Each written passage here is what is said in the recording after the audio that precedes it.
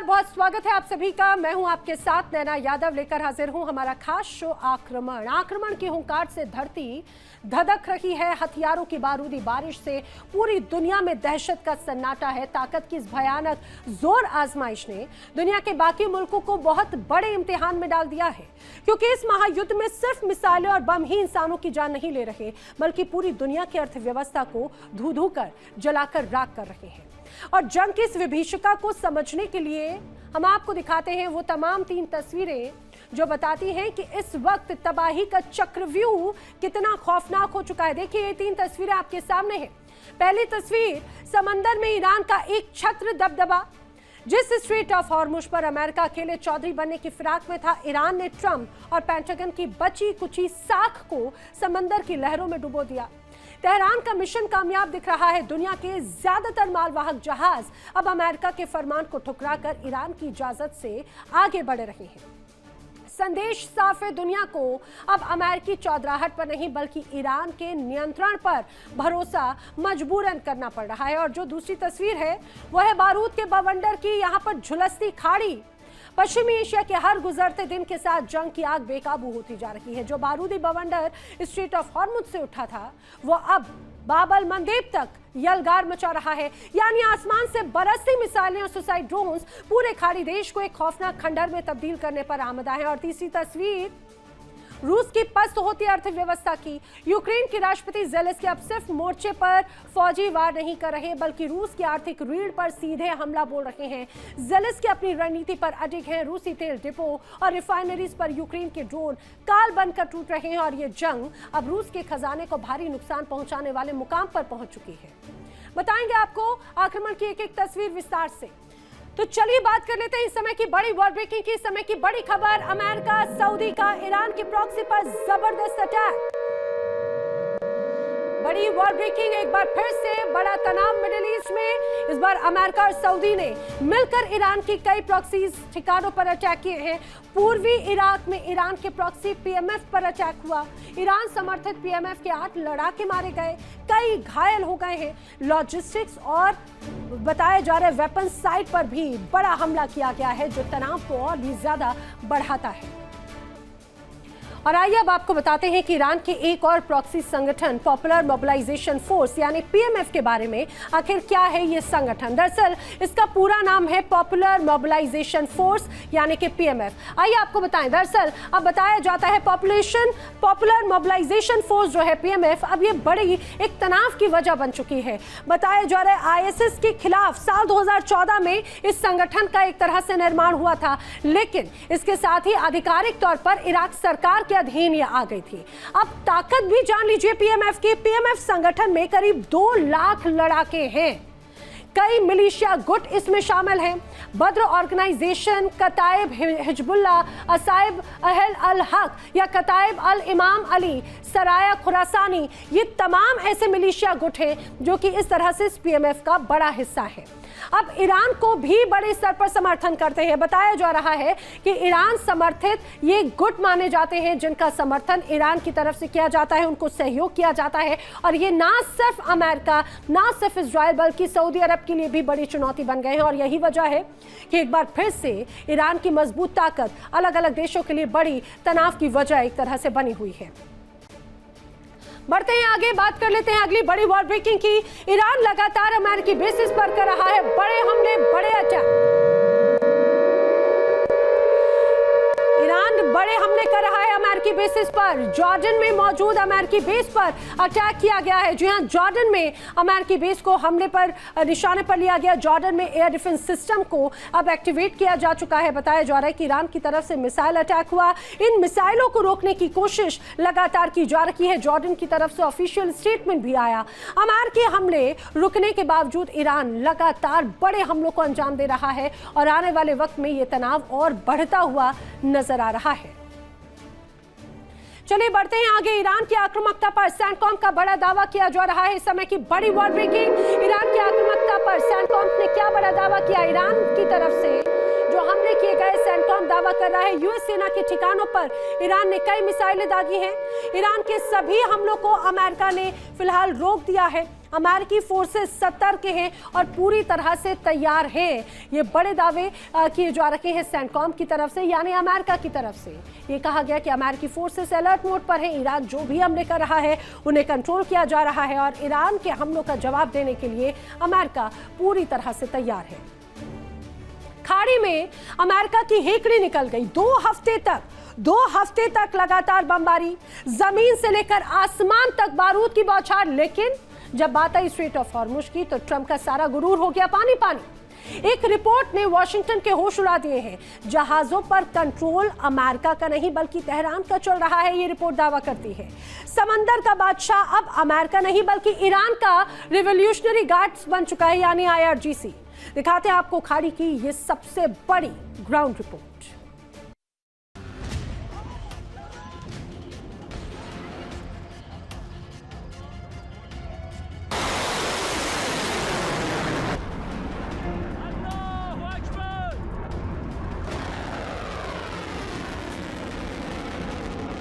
Again, people don't want to write about it.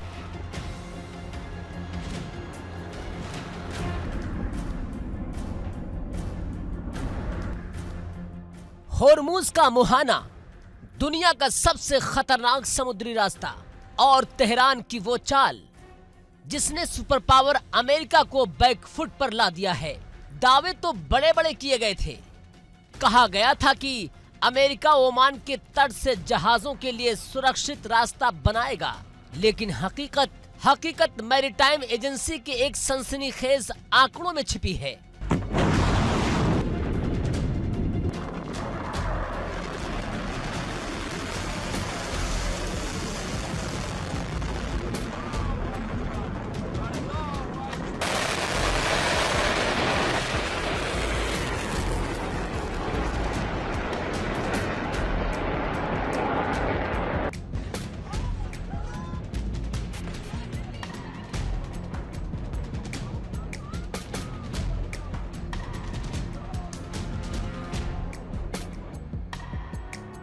जरा आंकड़े देखिए और समझिए।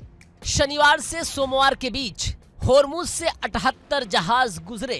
20 जहाज ईरान के अपने थे, लेकिन चौंकाने वाली बात यह है कि बचे हुए 58 गैर ईरानी जहाजों ने भी अमेरिका की नहीं बल्कि तेहरान की दी हुई परमिशन लेनी चुनी।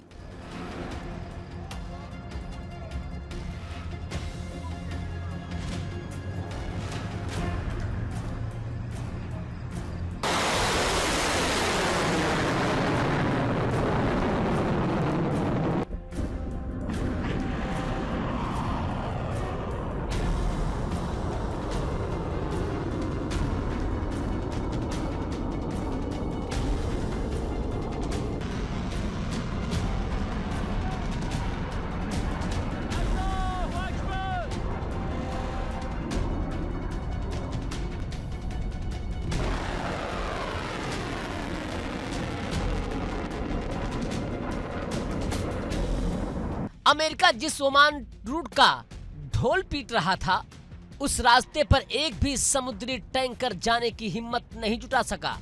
आंकड़े गवाही दे रहे हैं कि रविवार को सिर्फ 7 जहाज इस स्ट्रेट से निकले और दसों के दसों उंगलियां ईरान के कंट्रोल वाली उत्तरी रास्ते पर टिकी रहीं। आसमान से बम बरसाकर ईरान को घुटनों पर लाने का दावा करने वाले डोनाल्ड ट्रंप को आखिरकार पीछे हटना ही पड़ा।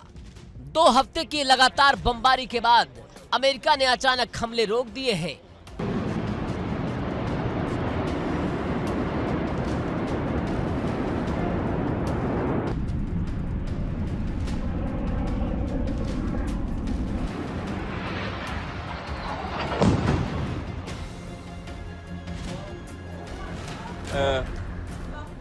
हराम।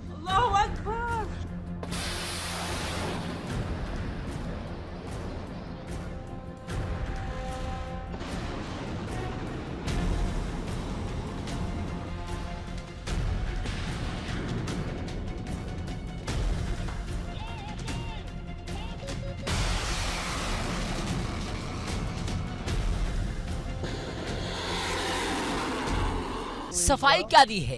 ट्रंप कहते हैं ईरान बातचीत की भीख मांग रहा है, इसलिए हम कूटनीति को मौका दे रहे हैं, लेकिन दुनिया जानती है कि असली मजबूरी क्या है।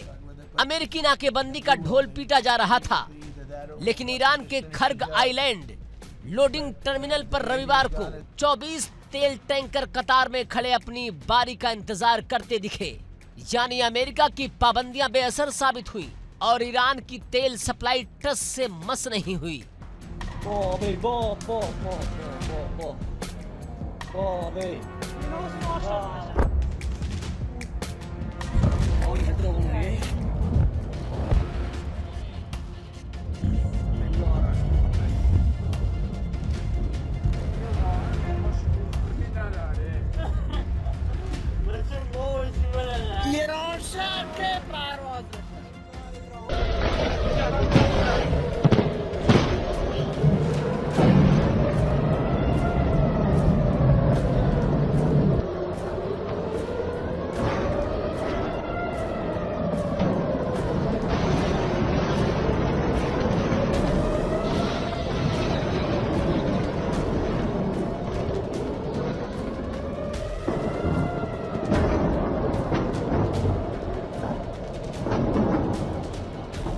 उधर ईरानी विदेश मंत्री अब्बास अराक्ची का सीधा आरोप है कि अमेरिका ने होर्मुज में अपना अलग रास्ता बनाकर पुराने समझौते की धज्जियां उड़ाई थी और इसका जवाब तेहरान ने बंदूक की नोक पर दिया।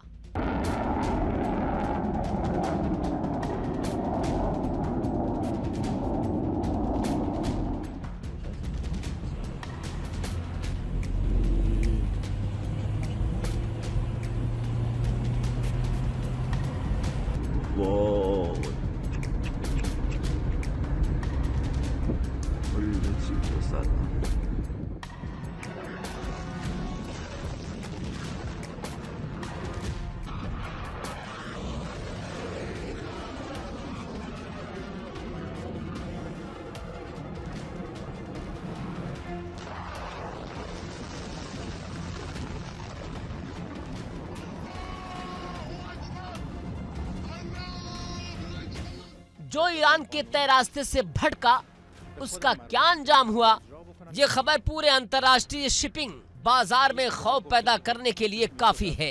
एक तेल टैंकर ने तेहरान की चेतावनी को नजरअंदाज किया, अमेरिकी रास्ते की तरफ बढ़ा और तभी समुद्री माइन से टकराकर टैंकर में जोरदार धमाका हो गया। ईरानी नौसेना अब तक 6 जहाजों को रोक चुकी है जो उनकी चेतावनी को हल्के में ले रहे थे।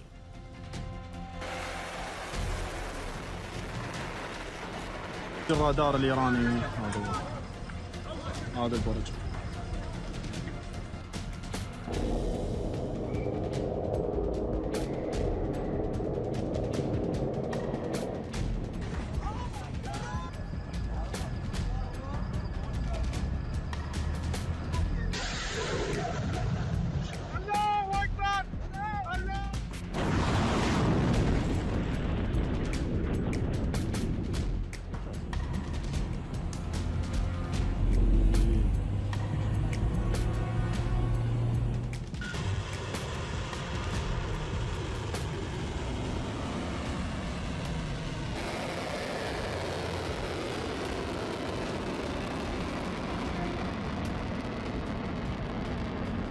ईरान की संसद ने साफ कर दिया कि अब होर्मुज में वो पुरानी शांति कभी नहीं लौटेगी। अगर अमेरिका को टेबल पर बात करनी है तो तेहरान ने अपनी 3 सख्त शर्तें टेबल पर पटक दी हैं। शर्त नंबर 1, होर्मुज स्ट्रेट पर ईरान का 100% कंट्रोल माना जाएगा।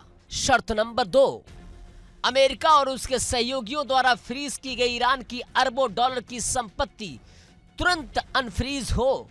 और शर्त नंबर 3, खाड़ी में अमेरिकी नौसेना की दखलंदाजी हमेशा के लिए बंद होनी चाहिए।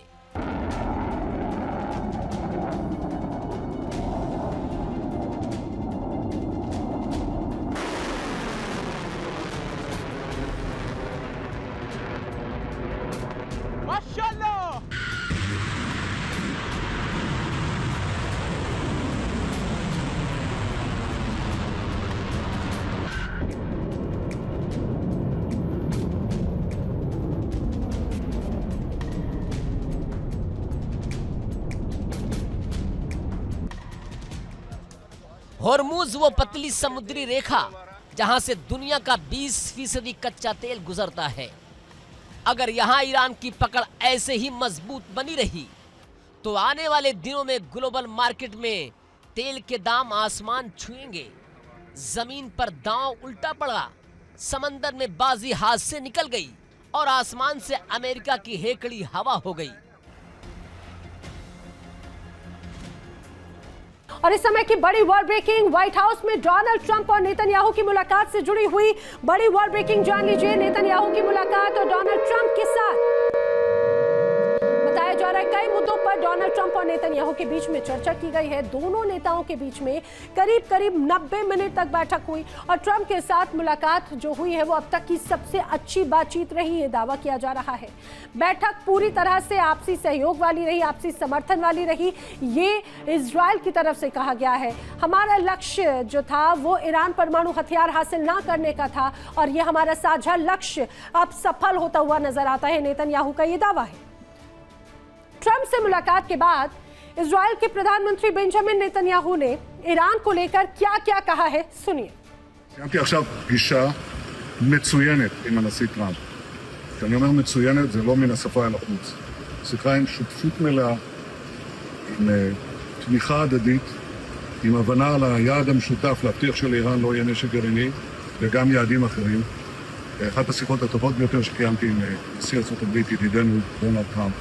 היה שם גם כל הצוות הבכיר שלו, הצוות הבכיר שלנו, וגם כאן הייתה הזדמנות להחליף רעיונות וגם לתאם תאומים שהם חשובים לביטחון ולעתיד של מדינת ישראל. אני מכאן הולך יחד עם רעייתי שרה לטקס ההשכבה של ידיד נפלא שלנו, לינזי גרהאם.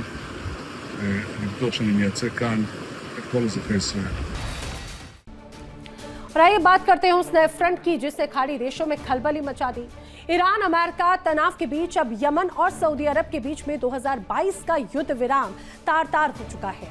सऊदी अरब ने यमन के होदेदाह और कामरान द्वीप पर भीषण एयर स्ट्राइक की, लेकिन इस दुस्साहस का अंजाम ऐसा होगा सऊदी ने कभी सपने में भी नहीं सोचा था। हुतियों ने कुछ ही घंटों के भीतर सऊदी के क्राउन ज्वेल यानी अरामको रिफाइनरी को धुआं कर दिया। जीजान में बिजली गुल है, लाल सागर में नाकेबंदी और अमेरिका बीच समंदर में बेबस नजर आता है। देखिए रिपोर्ट।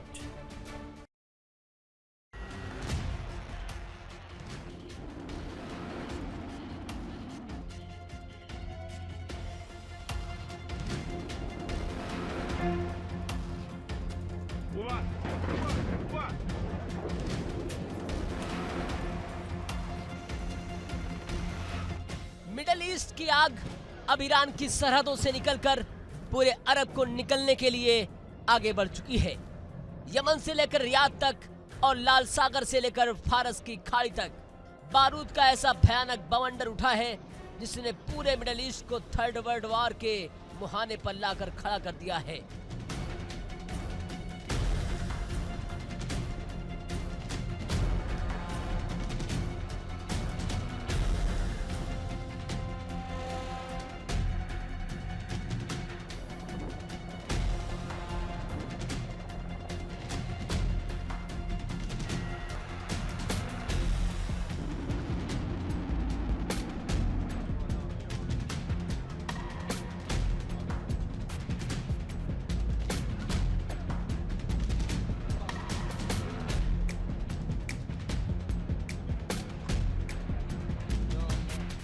सऊदी अरब ने यमन पर बम बरसाए तो यमन के हूती विद्रोहियों ने वो पलटवार किया।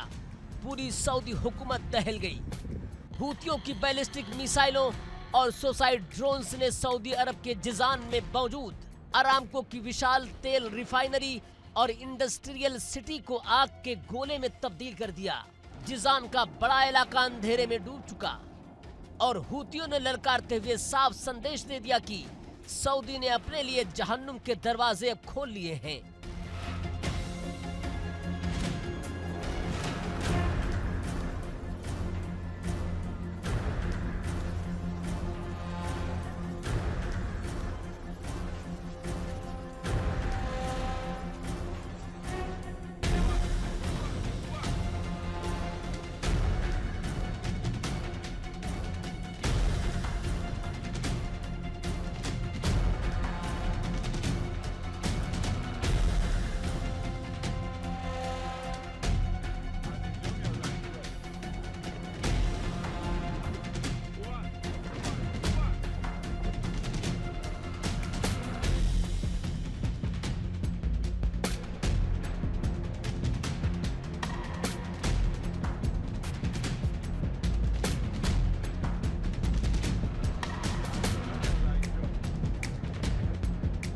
कहानी शुरू होती है लाल सागर से, जहां हूतियों ने सऊदी के मालवाहक जहाजों को निशाना बनाकर अपनी समुद्री नाकेबंदी का ट्रेलर दिखाया था।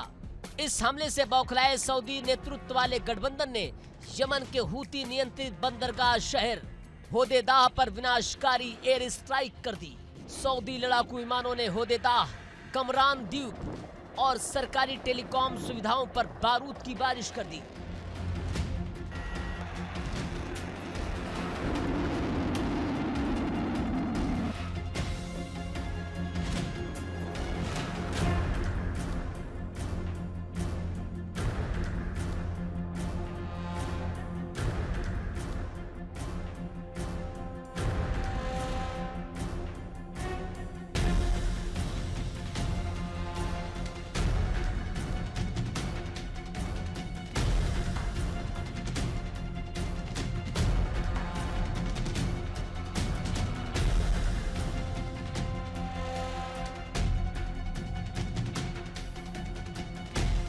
सऊदी को लगा कि इस हमले से हूती बैकफुट पर आ जाएंगे, लेकिन यमन के रणबांकुरों ने बिना एक पल गवाए वो प्रतिशोध लिया, जिसने रियाद की हुक्मरानों के होश फाख्ता कर दिए। हूती विदेश मंत्रालय ने सीधे शब्दों में ऐलान किया, सऊदी ने तनाव के बदले तनाव की नीति चुनी है। अब उसका जवाब ऐसा होगा कि पूरी दुनिया कांपेगी।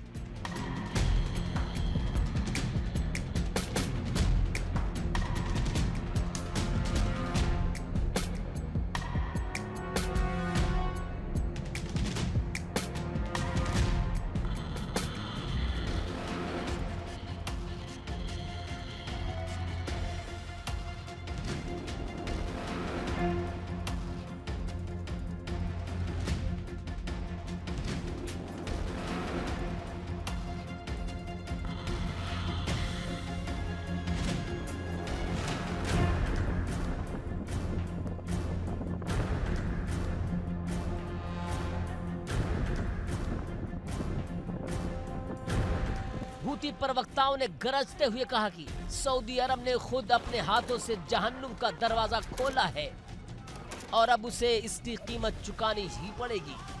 और फिर आया हूतियों का वो विध्वंसकारी प्रहार, जिसने दुनिया के सबसे बड़े तेल साम्राज्य की रीढ़ तोड़कर रख दी। यमन से दागी गई हाइपरसोनिक मिसाइलों और ड्रोन्स के झुंड ने सीधे सऊदी अरब के जिजान इलाके में मौजूद सऊदी अरामको की विशाल रिफाइनरी पर हमला बोल दिया।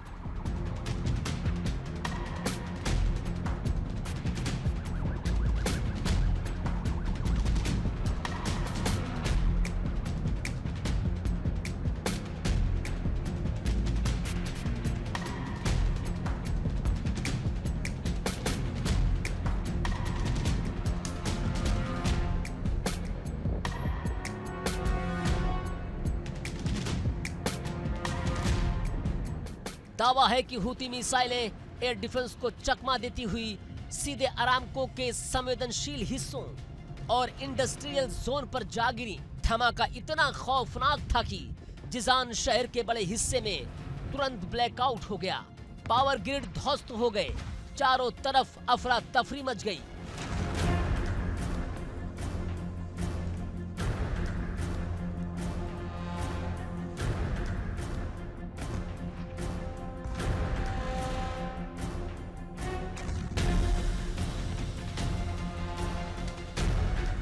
सऊदी हुकूमत इस तबाही पर चुप्पी साधे बैठी है, लेकिन जमीनी तस्वीरें गवाही दे रही हैं कि हूतियों ने सऊदी अरब की आर्थिक नस को काट दिया।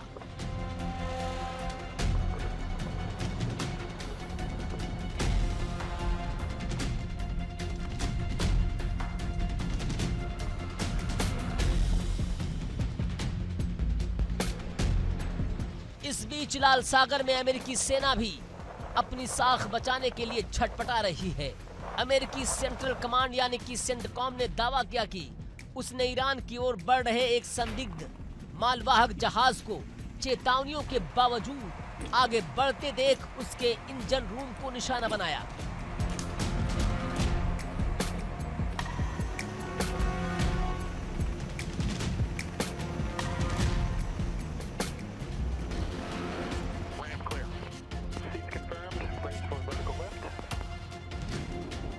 अमेरिकी प्रवक्ता कैप्टन टिम हॉकिंस के मुताबिक जहाज के इंजन को तबाह कर उसे ईरान पहुंचने से रोक दिया गया, लेकिन सच ये है कि अमेरिका जितने मोर्चे खोलने की कोशिश कर रहा है, समंदर में उसकी पकड़ उतनी ही ढीली पड़ती जा रही है।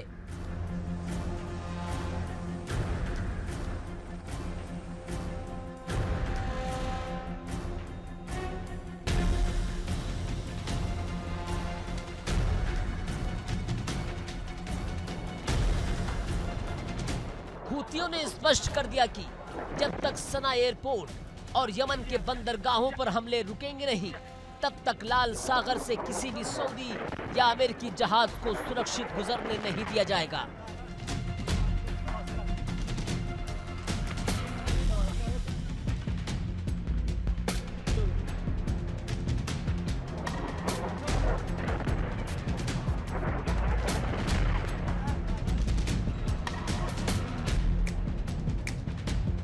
तो 2022 में हुआ सऊदी हुती सीजफायर अब इतिहास का हिस्सा बन चुका है। यमन के होदेदाह पर सऊदी की एयर स्ट्राइक और जवाब में अरामको पर हुतियों के हमले ने साबित कर दिया कि मिडल ईस्ट की ये जंग अब किसी के नियंत्रण में नहीं है। सऊदी अरब ने अगर दोबारा यमन के खिलाफ मोर्चा खोला तो तेल रिफाइनरियों का धुआं पूरी खाड़ी की अर्थव्यवस्था को तबाह कर देगा।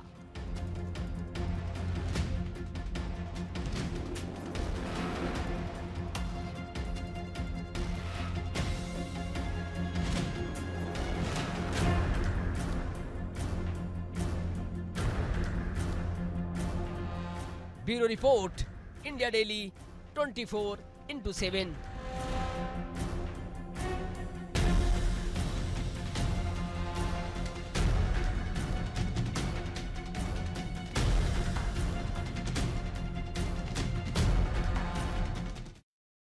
और चलिए बढ़ते हैं आगे, बात कर लेते हैं अगली बड़ी वॉर ब्रेकिंग की समय की बड़ी खबर। इजराइल ने दक्षिणी लेबनान पर एक बार फिर से किया है अटैक।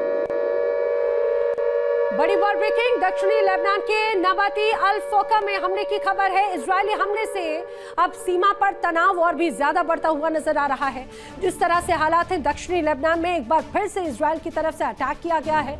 इजरायल ने दक्षिणी लेबनान को फिर निशाने पर लिया और बताया जा रहा है नबाती अल फीका में अटैक किए, और इस वजह से अब यहाँ का जो बॉर्डर एरिया है वहां पर तनाव बढ़ता हुआ नजर आता है। ईरान भी इसको लेकर और नाराज हो चुका है। चलिए बढ़ेंगे आगे, बात कर लेते हैं रूस यूक्रेन तनाव से जुड़ी हुई खबर की।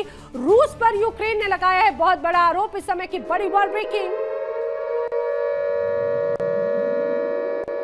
अब रूस पर यूक्रेन बड़ा आरोप यह लगा रहा है कि रूस आम लोगों को टारगेट कर रहा है। पुतिन ड्रोन से अब यूक्रेन की जनता को निशाने पर ले रहे हैं। हमले के आरोप लगाए जा रहे हैं। एफपीवी ड्रोन से हमले करने के आरोप यूक्रेन की तरफ से लगाए गए। एक तरफ रूस और यूक्रेन के बीच में तनाव तो भरपूर है, लेकिन यूक्रेन की तरफ से दावा किया जा रहा है कि अब रूस सिर्फ सेना को नहीं या लॉजिस्टिक्स हब को नहीं, बल्कि अब यूक्रेन की आम जनता को निशाने पर लेकर हमले कर रहे हैं। यूक्रेन पर जीत को रूस ने जितना आसान समझा था, वो असल में उतनी ही कठिन ये पूरी जंग रही है। अब तक जो तबाही यूक्रेन की जमीन झेल रही थी, वो अब उस रूस की धरती पर शिफ्ट हो गई है, जहां से हमले लगातार किए गए। हालात इस कदर खराब हो गए कि रूस अब एक के बाद एक करके अपनी प्रॉपर्टीज बेच रहा है और काम चला रहा है। सवाल ये, क्या पुतिन का ये रवैया रूस के लिए मुसीबत बनने वाला है?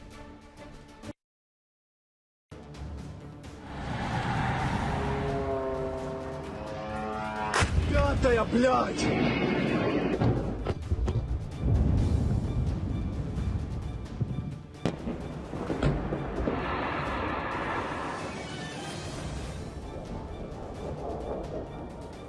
राष्ट्रपति पुतिन ने जब 4 साल पहले यूक्रेन के खिलाफ जंग का आगाज किया था, तो शायद उन्हें भी अंदाजा नहीं रहा होगा कि ये जंग उनकी जिंदगी की सबसे बड़ी गलतियों में से एक बन जाएगी।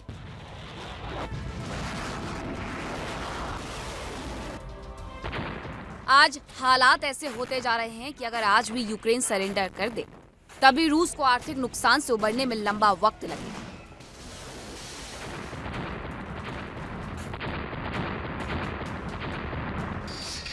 यूक्रेन में रूस ने जबरदस्त तबाही मचाई। रूसी सेना ने यूक्रेन के करीब करीब हर हिस्से, हर जिले, जर्रे जर्रे पर बारूदी बारिश की। यूक्रेन जंग में डटा रहा। शुरुआत में अमेरिकी और यूरोपीय हथियारों की मदद से यूक्रेन ने जंग लड़ी, लेकिन धीरे धीरे अमेरिका ने साथ छोड़ दिया और यूरोपीय देशों का जखीरा भी खाली हो रहा है, लिहाजा वो भी बहुत ज्यादा हथियार सप्लाई करने की स्थिति में नहीं दिख रहे। इसमें यूक्रेन ने स्वदेशी हथियारों पर जोर दिया और आज यूक्रेन की स्वदेशी मिसाइलें और ड्रोन रूस में हजारों किलोमीटर दूर तक मार कर रहे हैं। शुरुआत में जंग की जो तपिश यूक्रेन ने महसूस की, आज वही रूसी जमीन महसूस कर रही है। रूस के सैन्य ठिकानों और कारोबारी ठिकानों के साथ ही अन्य ठिकाने भी महफूज नहीं रह गए। राजधानी मॉस्को से लेकर पुतिन के गृह नगर सेंट पीटर्सबर्ग तक बर्बादी की आग धधक रही है। रूस को हुए नुकसान का अंदाजा इसी बात से लगाया जा सकता है कि तेल और गैस का निर्यात करने वाला रूस आज तेल आयात करने की स्थिति में आ गया है।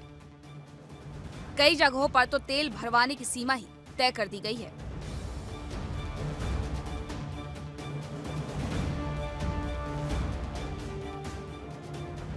रूस के हालात किस स्तर तक पहुंच चुके हैं, इसका अंदाजा इसी बात से लगाया जा सकता है कि रूस ने पहले तो 4 अरब डॉलर का सोना बेचा और अब वो सरकारी खजाने से हीरे को नीलाम करने जा रहा है।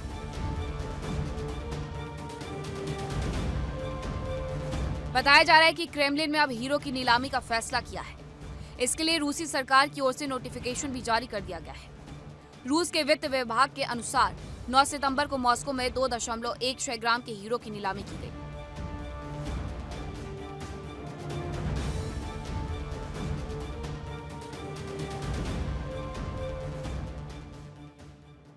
ये हीरे सरकार के खजाने में रखे गए थे, जिन्हें अब बेचने की तैयारी की जा रही है। पश्चिमी मीडिया के अनुसार रूस के हालात बेहद खराब हो चुके हैं। रूस के वित्त मंत्रालय ने पिछले 6 महीने ही 445 टन सोना बेचा था। रिपोर्ट में बताया गया कि रूस एक साल में $4 बिलियन का सोना बेच चुका है। हालांकि रूस की सरकार ने अभी तक इस खबर का खंडन नहीं किया है। यूक्रेन जंग की वजह से रूस की आर्थिक स्थिति खराब हो गई। 2025 के सरकारी आंकड़ों के अनुसार रूस का बजट घाटा जीडीपी का करीब 2.6% रहा, जो 2020 के बाद सबसे ज्यादा था। वहीं प्रतिबंधों के कारण रूस तेल और गैस से कमाई नहीं कर पा रहा। रिपोर्ट्स कहती हैं कि 2025 में रूस का तेल और गैस से मिलने वाला राजस्व 24% घट गया। हाल के दिनों में यूक्रेन ने रूस के तेल और गैस ठिकानों पर जमकर हमला बोला, जिसके बाद माना जा रहा है कि रूस की स्थिति को ठीक होने में भी अभी समय लगेगा। रूस ने यूक्रेन के डोनबास समेत कुछ हिस्सों पर कब्जा करके उसे बफर जोन बनाने की मंशा से जंग का आगाज किया था।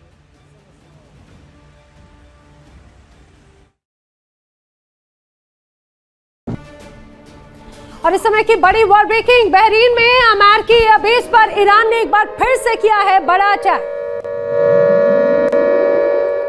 बड़ी खबर, ईरान में अमेरिकी एयरबेस पर ईरान का बड़ा अटैक की खबर। शेख ईसा एयरबेस पर ईरान ने ड्रोन से अटैक किया है। पावर जनरेटर और नेविगेशन सिस्टम पर भी हमले की खबर सामने आई है। शेख ईसा एयरबेस पर ईरान का ड्रोन अटैक, जिससे एक बार फिर से तबाही का मंजर है। बताया जा रहा है कि इस बार निशाना था पावर जनरेटर और नेविगेशन सिस्टम, जिस पर अटैक किया गया बहरीन में। दरअसल ये अमेरिका का एयरबेस है, जिस जगह पर एक बार फिर से ईरान की तरफ से अटैक किए गए। बढ़ते हैं आगे, बात कर लेते हैं एक और बड़ी वर्ल्ड ब्रेकिंग की समय की बड़ी खबर। ईरानी संसद अध्यक्ष गालिबाफ की ट्रंप को खुली चुनौती। गालिबाफ ने एक बार फिर से डोनाल्ड ट्रंप को आंखें दिखाई हैं और सीधे सीधे चेतावनी दी है। अमेरिका हर दिन नई गलती करते जा रहा है, गालिबाफ कह रहे हैं।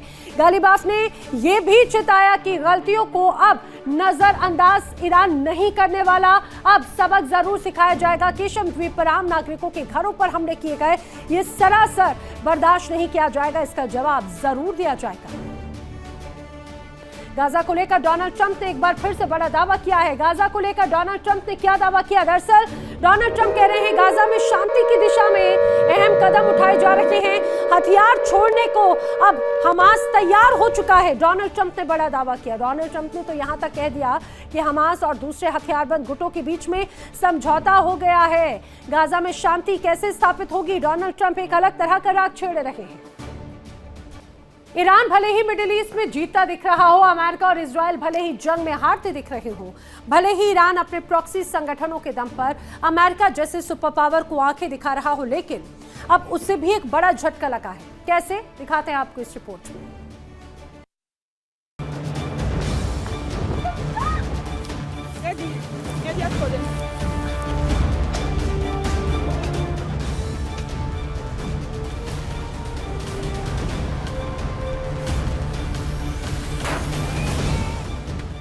गाजा में बीते करीब 3 साल से इजराइल बारूद बरसा रहा है। हमास के कमांडरों को चुन चुन कर निशाना बनाया जा रहा है। गाजा की सैकड़ों इमारतें खंडहर बन चुकी है। मलबे के नीचे फिलिस्तीन के लोगों के अरमान दब चुके हैं।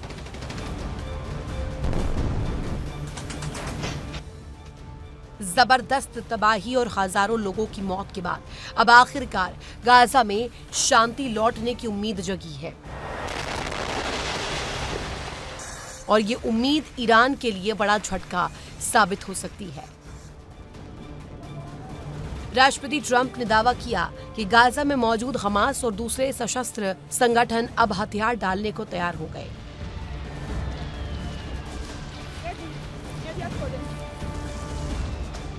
राष्ट्रपति ट्रंप का दावा है कि उनके बोर्ड ऑफ पीस ने गाजा में हमास और दूसरे सशस्त्र संगठनों के बीच एक समझौता कराया।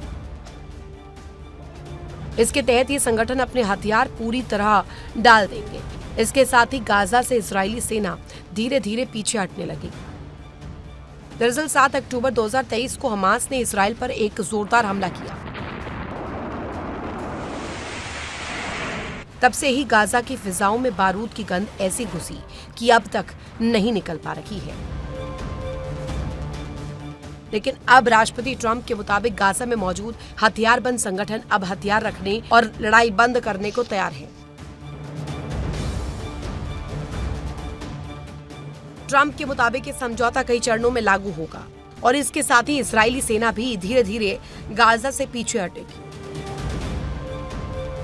ट्रंप ने अपने सोशल मीडिया पर पोस्ट में लिखा कि यह समझौता स्थायी शांति और सुरक्षा की दिशा में ऐतिहासिक कदम होगा।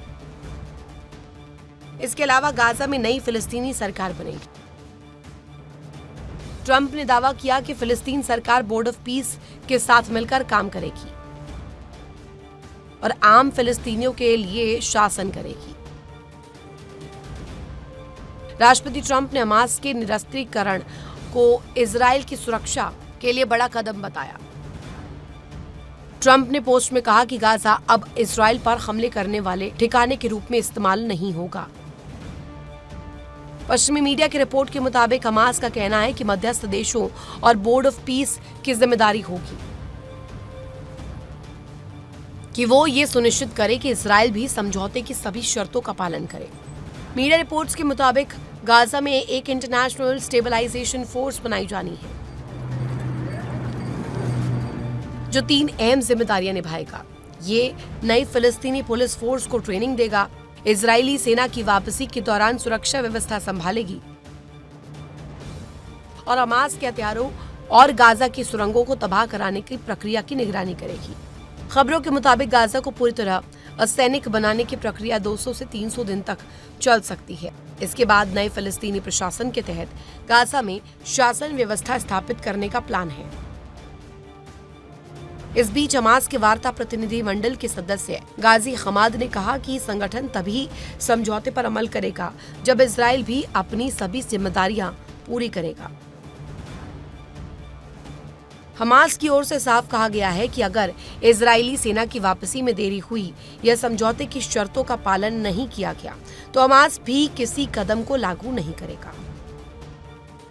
मिस्र की मीडिया के मुताबिक जल्द ही काहिरा में अमेरिका, मिस्र, कतर और टर्की के मध्यस्थों की बैठक होगी।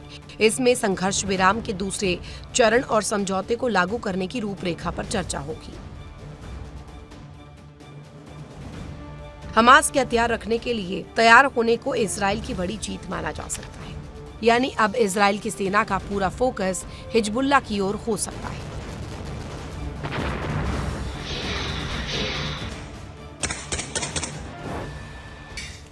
Bureau report, India daily.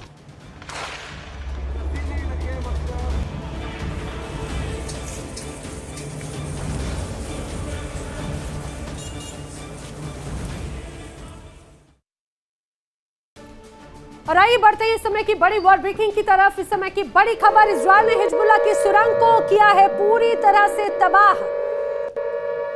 Israel ने हिजबुल्लाह की सुरंग को नष्ट कर दिया है। ऑपरेशन में 700 टन विस्फोटक का इस्तेमाल हुआ। बड़े पैमाने पर भूमिगत नेटवर्क को निशाना बनाया गया है। अब तक हिजबुल्लाह की ओर से आधिकारिक पुष्टि नहीं की गई, लेकिन दक्षिणी लेबनान में हिजबुल्लाह की कई सुरंगें हैं, ये तो स्पष्ट हो जाती है। और उसी इलाके में एक बार फिर से इजरायल की तरफ से बड़े हमले किए गए। रूस ने जिस जंग को वॉकरूम का खेल समझा था, वो आज पुतिन के गले की फांस बन चुकी है। रूसी सेना ने बारूदी बारिश की तो यूक्रेन ने भी उसी आक्रामक अंदाज में पलटवार कर दिया। तबाही की तपिश से अब रूस का कोना कोना भी जल रहा है। पश्चिमी ताकतों की मदद से यूक्रेन की रीढ़ और मजबूत हो गई है, लेकिन ज़ेलेंस्की के इस दुस्साहस ने पुतिन के गुस्से को भड़का दिया और अब पुतिन के इसी बारूदी गुस्से की आग यूक्रेन को और भी ज्यादा भयानक रूप से दहला रही है।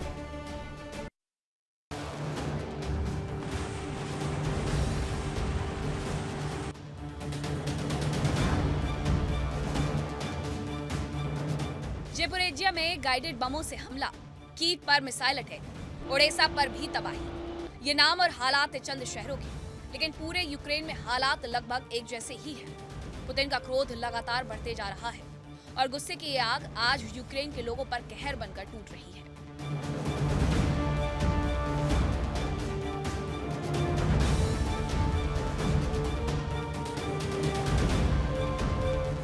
यूक्रेन के राष्ट्रपति ज़ेलेंस्की का आरोप है कि रूसी सेना अब लगातार आम लोगों को निशाना बना रही है। उनका कहना है कि रूस मासूम नागरिकों पर हमले करके खुद को जीता हुआ महसूस करता है। ज़ेलेंस्की ने इन हमलों को आतंक करार दिया।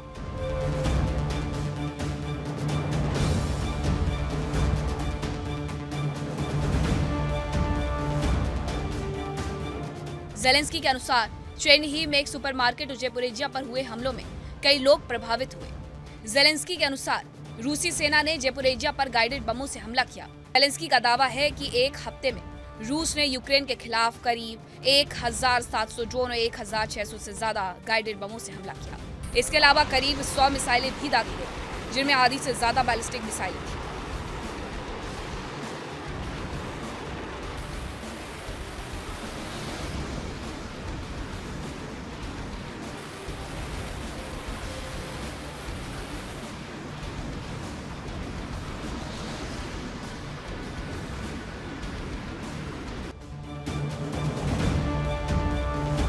यूक्रेन में ये तबाही आम हो गई है। बीते 4 साल से ज्यादा समय से रूसी सेना की बारूदी बारिश बदस्तूर जारी है और अब ये बर्बादी और भी बढ़ रही है। माना जा रहा है कि यूक्रेन के जबरदस्त पलटवार से रूसी अर्थव्यवस्था को हुए नुकसान और यूरोपीय देशों से यूक्रेन को मिल रही मदद ने पुतिन का गुस्सा भड़का दिया है।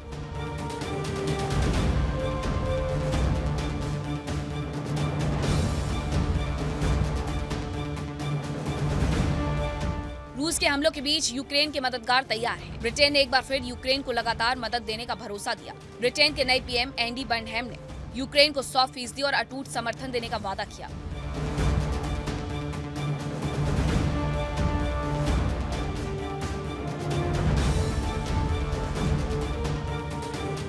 ब्रिटेन अब यूक्रेन को एक नए तरीके का हथियार देने जा रहा है, जो रूस के लिए बेहद खतरनाक हो सकता है। बताया जा रहा है कि ब्रिटेन यूक्रेन के साथ अपनी नई स्टोन क्लोन इलेक्ट्रॉनिक वॉरफेयर तकनीक साझा कर सकता है। ये ऐसी तकनीक है जो ड्रोन को दुश्मन की नजर से बचाने में मदद करती है। माना जा रहा है कि ब्रिटेन इसकी इंटेलेक्चुअल प्रॉपर्टी भी यूक्रेन के साथ साझा करेगा, ताकि यूक्रेन खुद बड़े पैमाने पर इसको बना सके।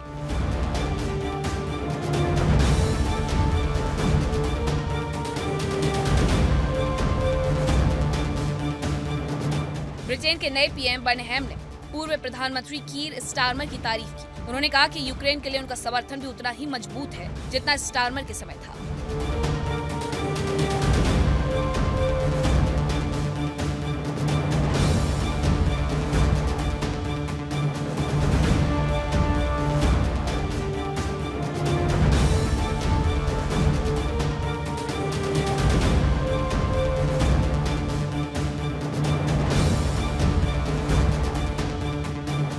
इससे पहले ब्रिटेन के नए पीएम के पद संभालने के पहले दिन ही रूस ने समंदर में जबरदस्त शक्ति प्रदर्शन किया था। ब्रिटेन के रक्षा मंत्रालय के अनुसार एक रूसी युद्धपोत ने ब्रिटिश तट के बेहद करीब अंतर्राष्ट्रीय जल क्षेत्र में लाइव फायर यानी गोलियों और मिसाइलों की लाइव ट्रेनिंग की प्रैक्टिस की।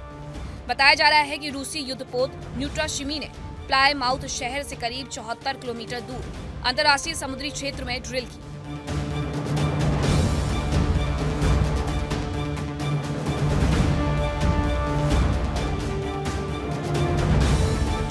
हालांकि ये इलाका ब्रिटेन की समुद्री सीमा से बाहर था, लेकिन ब्रिटिश नेवी ने लगातार इस पर नजर बनाए रखी ताकि जरूरत पड़ने पर जवाबी कार्रवाई की जा सके। जानकारी के अनुसार ड्रिल शुरू करने से पहले ही रूसी युद्धपोत ने ब्रिटिश नौसेना के गश्ती जहाज को जानकारी दे दी थी। रूस ने ब्रिटिश जहाज से सुरक्षित दूरी बनाने की अपील भी की, जिसके बाद ब्रिटिश जहाज पीछे हट गया था।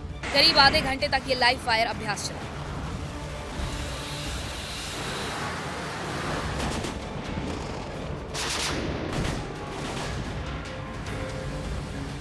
रिपोर्ट्स कहती हैं कि ब्रिटेन के आसपास रूसी नौसैनिक गतिविधियां पिछले कुछ महीनों में लगातार बढ़ी हैं। पिछले महीने ब्रिटेन ने पहली बार इंग्लिश चैनल में रूस के तथाकथित शैडो फ्लीट के एक टैंकर को रोका था। इसी महीने एक अन्य रूसी युद्धपोत ने इंग्लिश चैनल में एक बोट के पास चेतावनी के तौर पर फायरिंग की थी। एक और बड़ी वॉर ब्रेकिंग, रूस ने यूक्रेन के खिलाफ एक और पैंतरा आजमाया है। रूस ने यूक्रेन के खिलाफ स्टारलिंक उपग्रहों को निष्क्रिय करने के लिए प्लान बनाया। सैटेलाइट किस तरह से तबाह की जाएंगी, बाकायदा प्लानिंग है। निष्क्रिय करने के लिए इलेक्ट्रॉनिक शील्ड की बाकायदा श्रृंखला बनाई है और उपग्रह को दबाने के लिए वोल्ना, तिराडा और टोबोल का इस्तेमाल भी किया जाएगा, ये दावा किया जा रहा है। यानी कि कहा जा रहा था कि किस रूप में जैसे आसमान से नजर रखी जा रही है और यूक्रेन जो मजबूत हो रहा है वो कहीं ना कहीं इसी स्टारलिंक सैटेलाइट्स की वजह से है। तो अब रूस ने उसका भी एक कहा जाए कि तोड़ निकाल लिया है, परेशानी का सबब बनता हुआ नजर आता है। आक्रमण में फिलहाल इतना ही। देश दुनिया की तमाम बड़ी खबरें आगे भी जारी हैं। देखिए इंडिया डेली 24/7 अब आपकी स्मार्ट टीवी पर। इंडिया डेली मौजूद है सभी डिजिटल प्लेटफॉर्म पर लाइव और लगातार। इंडिया डेली 24/7 हर दिन राष्ट्र को समर्पित।